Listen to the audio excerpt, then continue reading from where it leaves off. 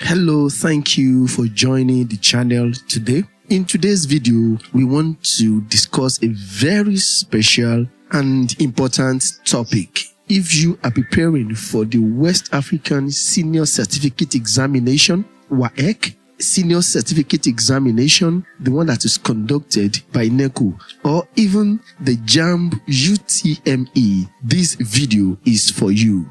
Today's topic can make or destroy your examination. It is our prayer, every one of us, to succeed in every examination we are writing. And this is what this channel is created for, to help to assist students to excel in their examinations. And the topic is how to remember everything you read.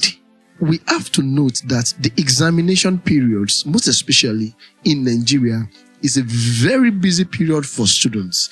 This is because most students write more than one examination within the space of 2-3 months. The techniques that I want to provide in this video will help you move the information you've read from your short-term memory, where it is easily forgotten, to your long-term memory, where it will be easy for you to recall the information even under an examination condition.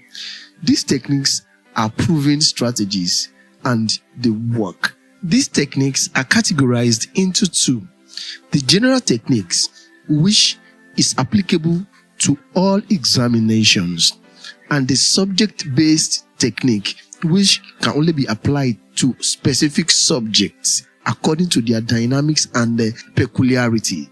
The first technique under general techniques is what we call active recall. Active recall. It is also called the close the book method. After reading a page or a topic, close the book. Try to write down or say out everything you just read. If you can't explain it without peeking into the book, you haven't failed. You just need to retry the same page or topic. It is necessary for you to give your brain a little rest after each effort. The more you retry, the more your brain adjusts to retaining the information. Still under active recall, you could jot down some questions on the topic before you read. After reading a page or a topic, close the book and make an attempt to answer the questions you have jotted. The tendency is high that you might not be able to answer all the questions. Don't panic. It is very normal. Take a rest and read again and try to answer all the questions. Again, you would notice an improvement after every retry. This is how the brain works. We have to exercise, we have to condition the brain to recollect what we have read. The second technique is what we call the spaced repetition. Spaced repetition. It is called the 1-3-7 rule. Don't just read a topic once and forget about it. Revisit it the next day. Read it again. Then 3 days later, read it again. And then read it again 7 days later. As your brain is trying to forget what you have read, this technique will interrupt the forgetting process and help to make the information stay in your brain. The next technique is called the Feynman technique. Pretend you are teaching a GSS1 or GSS2 student about what you just read, like photosynthesis or logarithms. Use simple language. If you stumble or come across complicated terms, to cover the gaps in your knowledge, go back to the textbook and fill those gaps. You would notice that some teachers are so good that they teach without opening their textbooks or lesson notes. This is because the knowledge has stayed over the years of teaching and repeating the same topic to students. So, by teaching or pretending as if you are teaching others, you help yourself to retain the knowledge. To cap it all, do not read passively. If you look at each of these techniques we have listed, they are all active reading. Do not read your physics, chemistry, or biology as if you are reading a novel. It will only waste your time. Let your reading be purposeful and be active. Let's go to the subject-based techniques. Now for the subject-based techniques. For sciences, subjects like physics, chemistry, biology, geography, Use visualizations and mnemonics. Draw diagrams from memory. When you look at diagrams in your textbooks and notebooks, master them. Be conscious of the information on the diagram. After this, close your book and draw those diagrams from your memory. Then use acronyms like Mr. Niger D for the characteristics of living things. Mr. Niger D will still make you remember a good number of them. Using acronyms, you can use something like oil rig for oxidation is loss, reduction is gain. So the power of acronym is high. I used acronym very well. When we have list of things like characteristics of things, advantages of things, those letters that begin each characteristic, use them, form them into acronyms. This will help.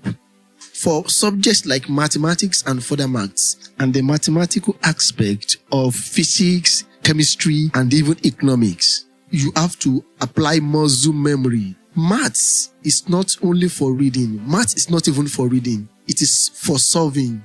You must solve at least 5 to 10 questions relating to the topic you are dealing with daily. Your hands need to remember the steps as much as your head. For subjects in arts and social sciences like literature, government, history, and even CRS, acronym is also applicable, is also advantageous in these fields. Storytelling and mind maps can help you to connect information, especially historical dates or literary terms, plots. You can use storytelling method. Use mind maps to show how one event leads to another, how one topic is related or even almost the same with another topic, even in another subject.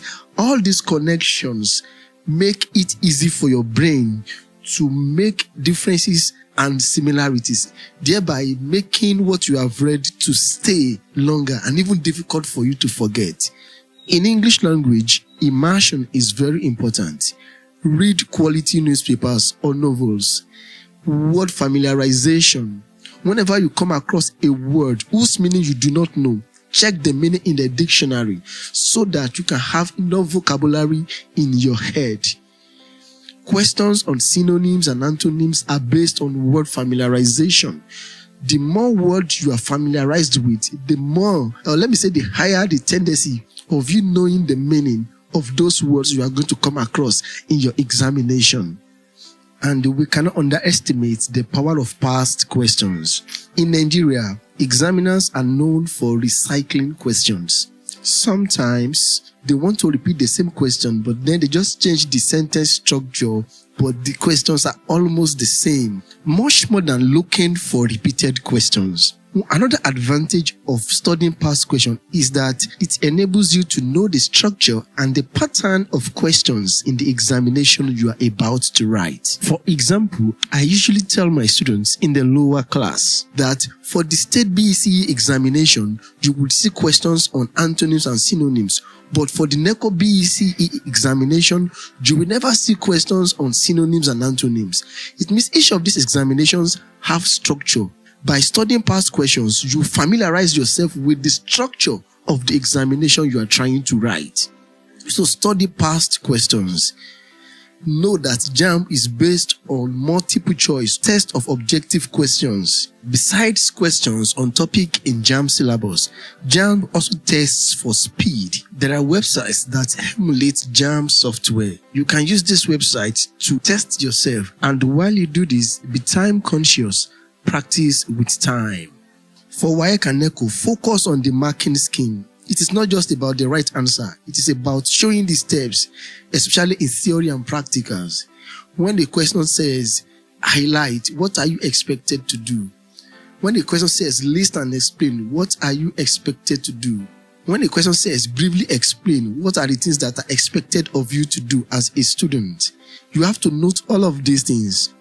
And also identify patterns. There are some topics in some subjects that there will always be questions on them every year. For example, organic chemistry, pre-colonial administration in Nigeria. As a student who wants to write WAEC or NECO English language, why wouldn't you study how to write letter, knowing for sure that there will be questions on letter writing?